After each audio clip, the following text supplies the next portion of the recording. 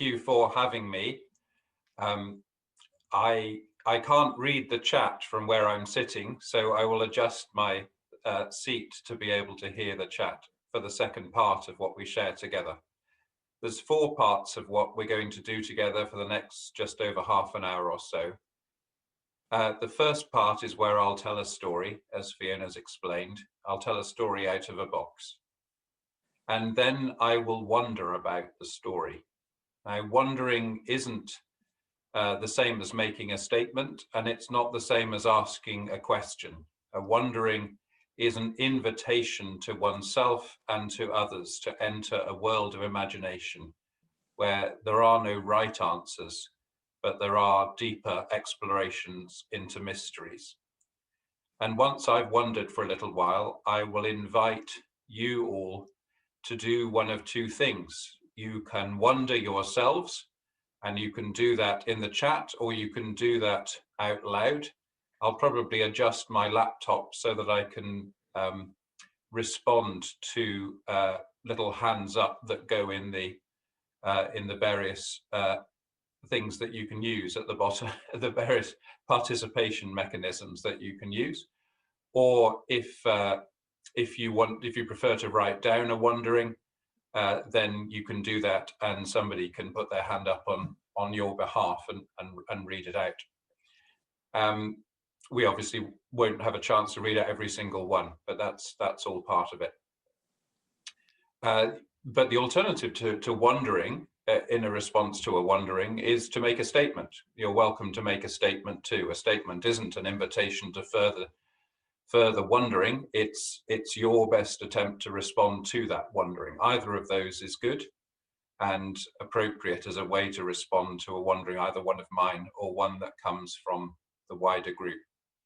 And then once that period of wondering is over together, the last part is where we prayerfully return the story to the box.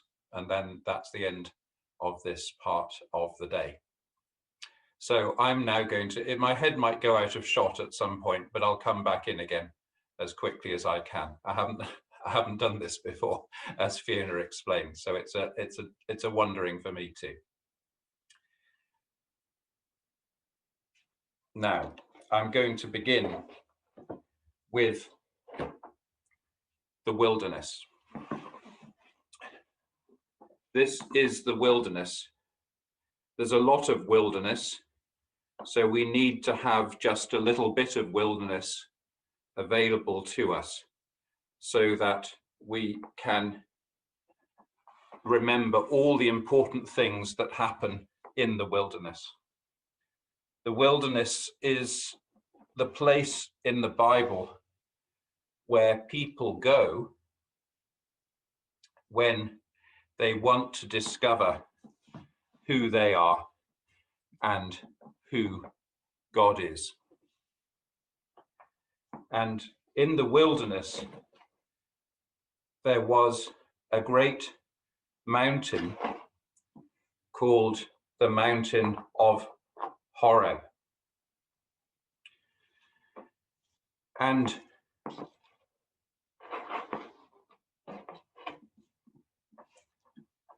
Moses went into the wilderness to discover who he was and to discover who God was.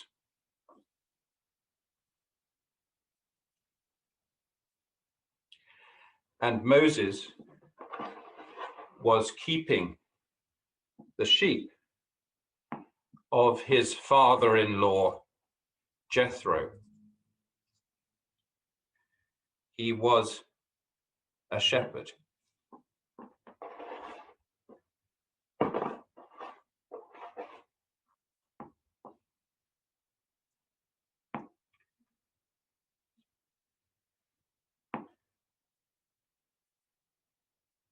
And he led his sheep close to the Mount of Horeb.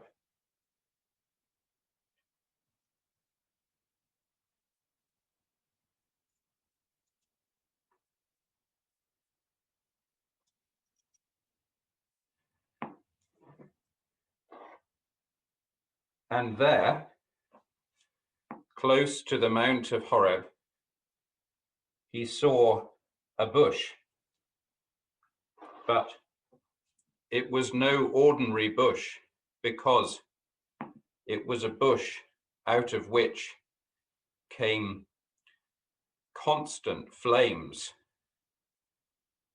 And even though it continued burning, the flames never burnt up the bush. The bush kept burning more and more and more.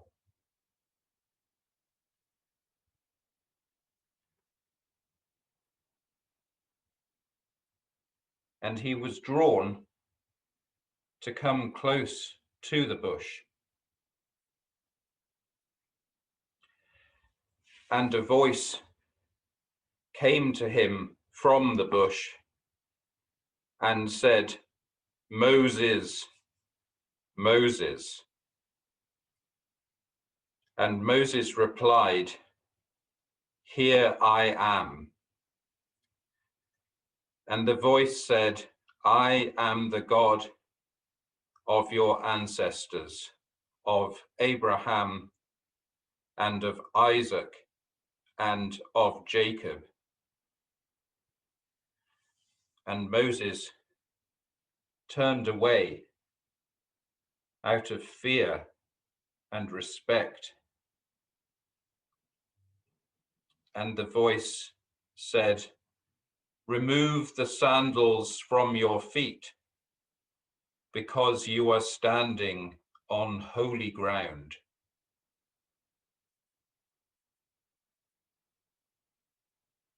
And then Moses looked into the fire,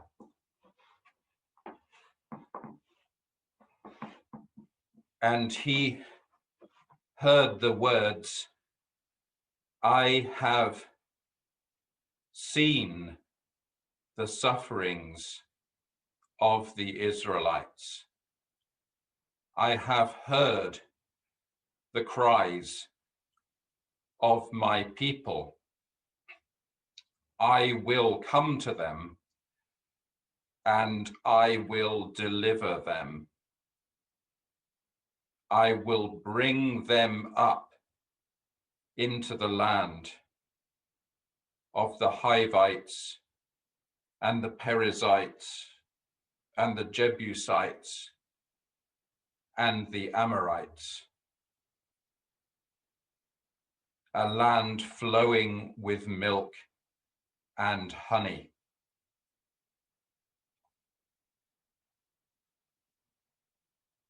And you will go to Pharaoh, and you will ask him to set my people free."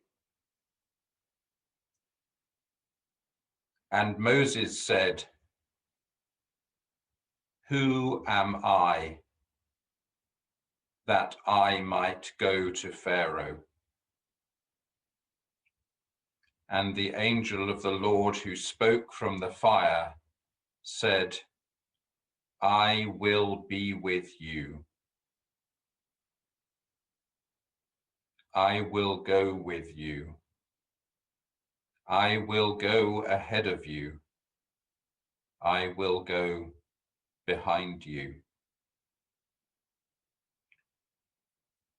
And Moses said, "And if the Israelites ask me, 'Who is this? Who are you that has spoken to me in the wilderness? What name shall I give them? What is your name?" And the angel of the Lord spoke from the bush and said, "I am who I am. Tell them and tell Pharaoh that I am has sent you to them."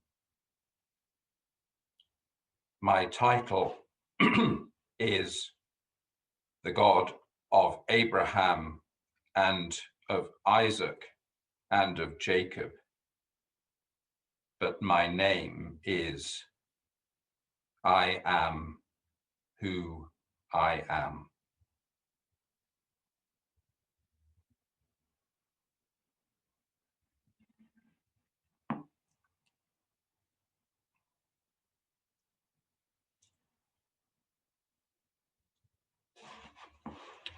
Now,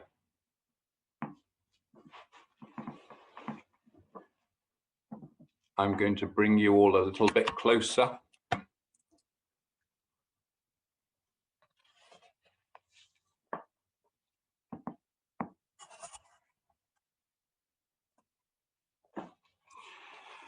I wonder what part of this story you like the best. I wonder what part is the most important part. I wonder if there is any part of this story we could take away and still have all the story we need. I wonder what part of this story is really about you.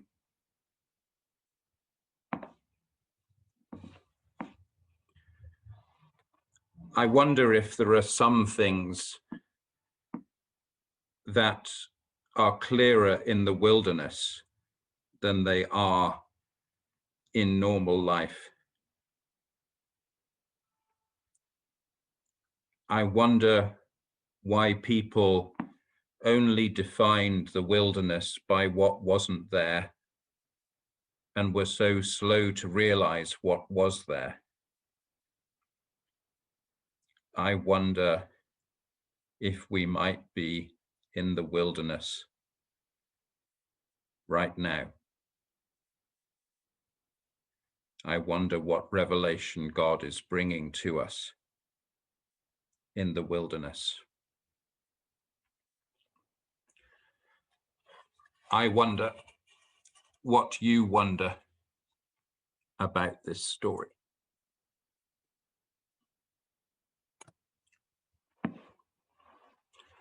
I invite you to place your wonderings in the chat or to wave a hand, and I'll see if I can find you.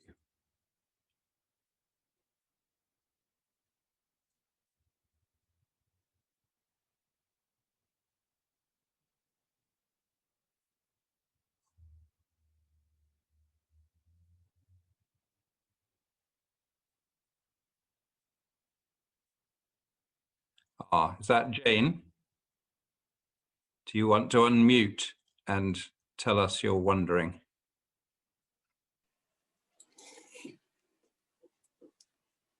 I'm wondering if I'm one of the sheep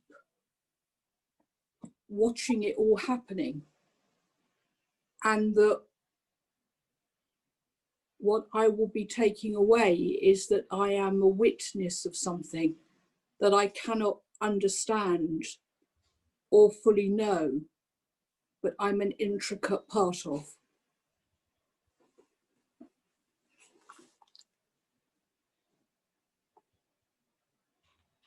Thank you. Celia says, I wonder if it's in the loneliness and when things are stripped away, that's when we have space to listen to God.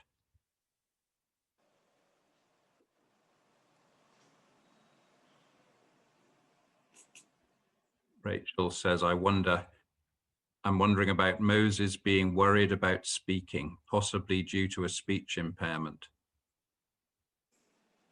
I wonder how God uses us with our impairments.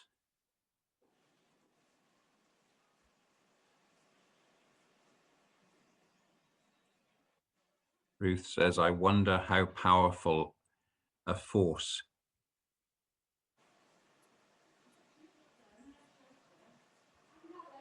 wonder how powerful a force it is to turn back or to turn away. Fiona, do you want to unmute? I will. Hannah says, I wonder if there is a clarity and simplicity in the wilderness that makes the call easier to hear, and that when we have to go to Pharaoh, that clarity and simplicity get muddled, and it's hard to hold on to our call.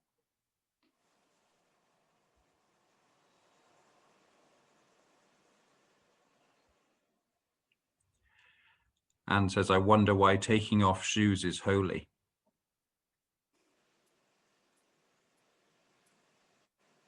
Bingo wonders about calling oneself I am. Wonder if that sounds strange or if that sounds like the simplest thing of all.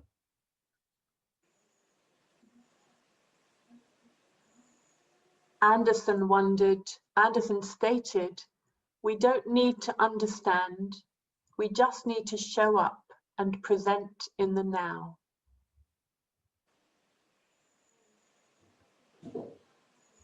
I wonder, says Judy, if I'm ready for God to tell me to go and do something. If I'm reluctant to go into the wilderness in case God does tell me that.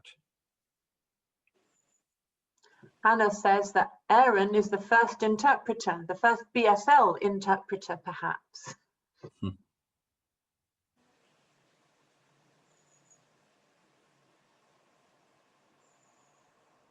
Naomi wonders, is it important that Moses was alone? I wonder if this is a gift to those of us who don't always cope very well with other people. I wonder, and this is me now, I wonder if you right here, right now, would like to have an encounter like this, or if it requires of you what it required of Moses, whether actually, all things considered, you'd rather not.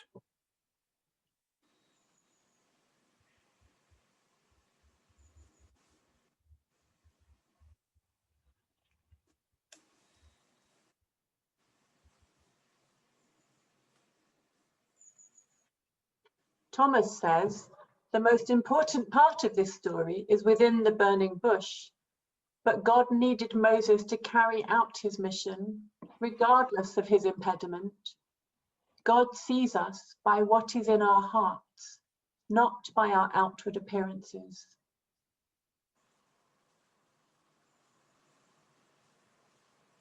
I wonder what the flames really represent in the story and what they represent for you. I wonder if Moses also wanted to hide from who I am, and whether he feared that others would dismiss, discount, or disbelieve his story of the wilderness. God says, I am who I am. Tim wonders, is God giving God permission to be God's self? Jane, did you want to come and speak live? Jane? Yes, I would. I wonder if, well, for me, my wondering about the flames is that it's energy, and the fact that it's energy that does no harm to the bush. And in that energy, God reveals an essence of godness and offers an intimacy to all of us. It is extraordinary. For me, it's not that God knows me in my heart, but God celebrates me. And my me is written in capitals, just as I am what I am is written in capitals. Thank you. Thomas says, God assessed Moses as perfectly suited to fulfill his mission, irrespective of any impediment. Moses did not need fixing. I wonder about the fire that never burns the bush out. I wonder about it because fire has good elements of light and heat, and it has bad elements of destruction. But in this case, the bad elements are taken away, and there's only the good elements. And some of us in this conference know there are good elements of the way we've been made, and there are difficult elements of the way we've been made. But maybe this is a sign of hope that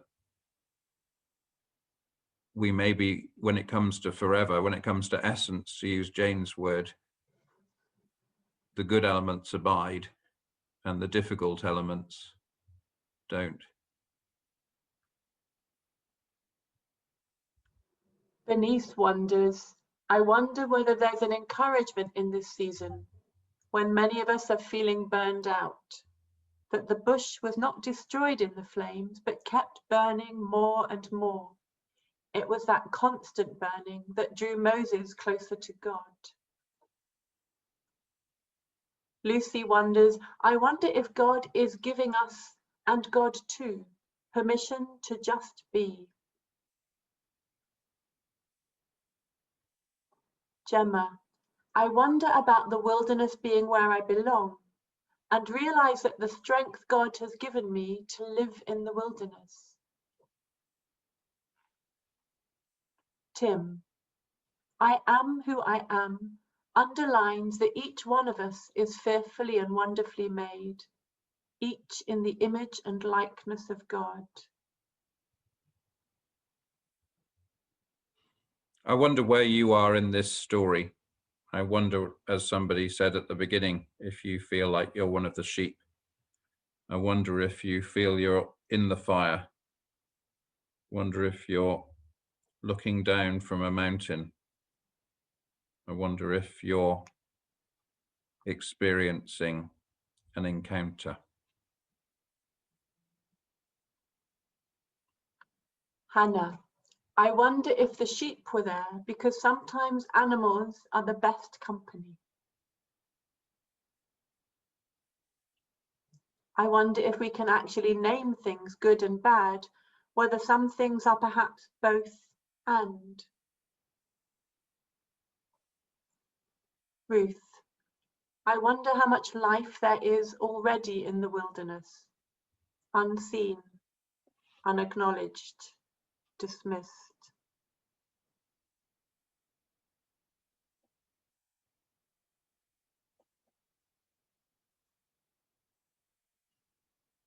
Chris, I am the I am that I am becoming, and I wonder what I will become.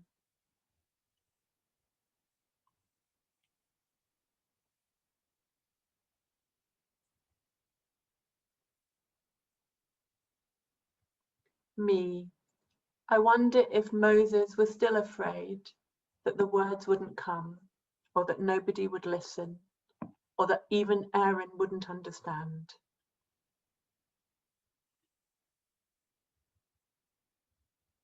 Rachel, I wonder if the sheep are like ideal chaplains, a non-judgmental listening presence.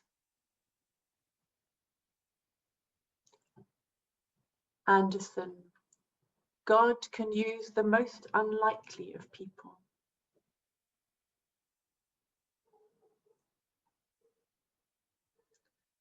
Alice, I wonder whether being in the wilderness is a safe place, away from the challenges of the world. If we can gain comfort that God will send an angel to surround us when we need to leave.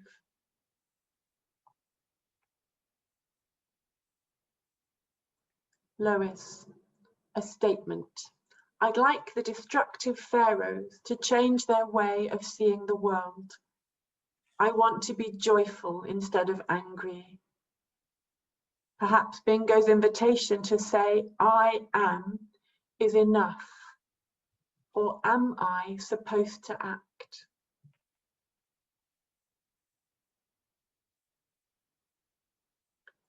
Naomi.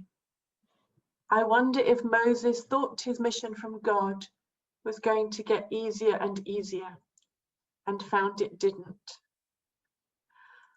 I wonder how often he had to retreat back to the wilderness to recover.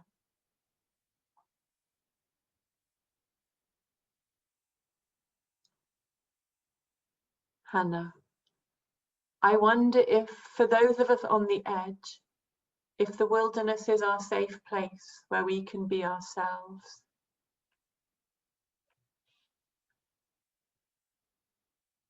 Tim.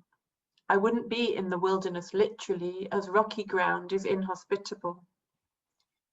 I wonder if our wilderness contacts with God, if our wilderness contacts with God are hard for others, the church and society, to understand, as they fear and struggle to go where our disabilities take us to meet with God.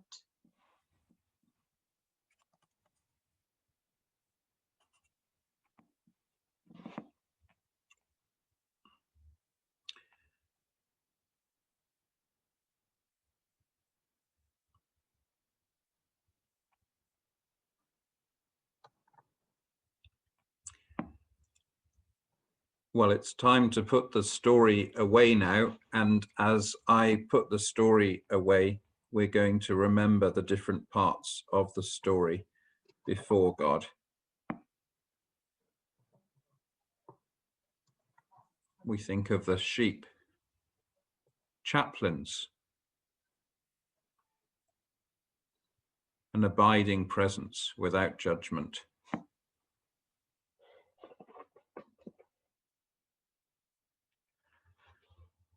We think of the flames,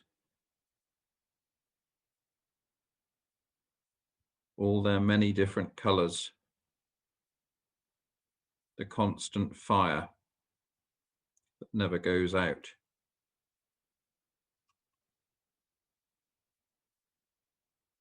Think of the places where fire is a force for good and for harm.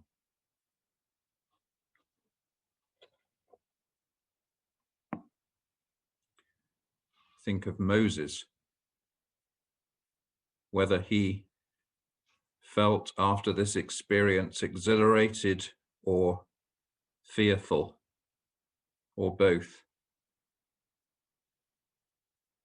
Whether the experience made him special, or whether it simply gave him a glimpse of who God really is.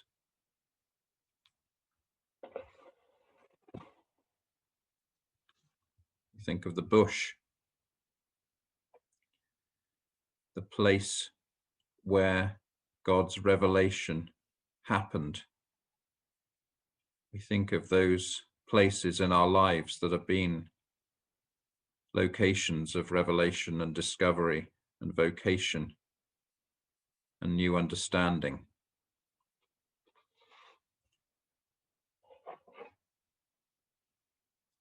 Think of more sheep, how the Israelites responded to what Moses had to tell them, whether they found it easy or hard to hear. We ask God for the grace to hear revelation that comes through the mouths and lives of others.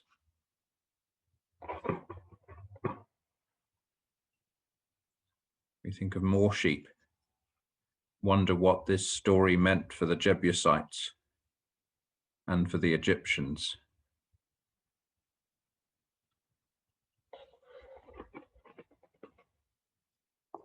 We think of Mount Horeb, where some while later Moses received the 10 Commandments.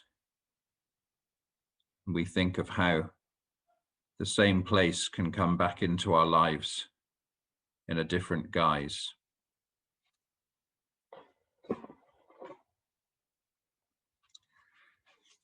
You think of the mountain, the place of inaccessibility, where God became accessible to us.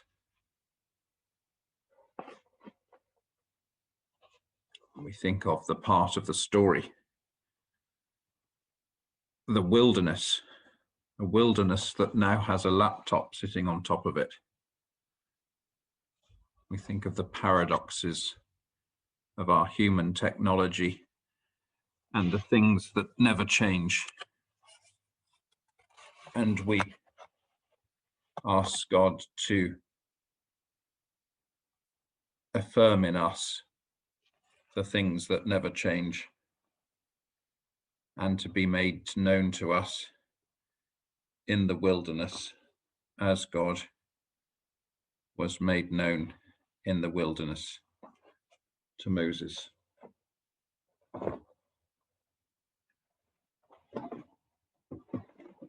We thank God for a story that was quite small when it came out of a box, but now can never really go back into that box again.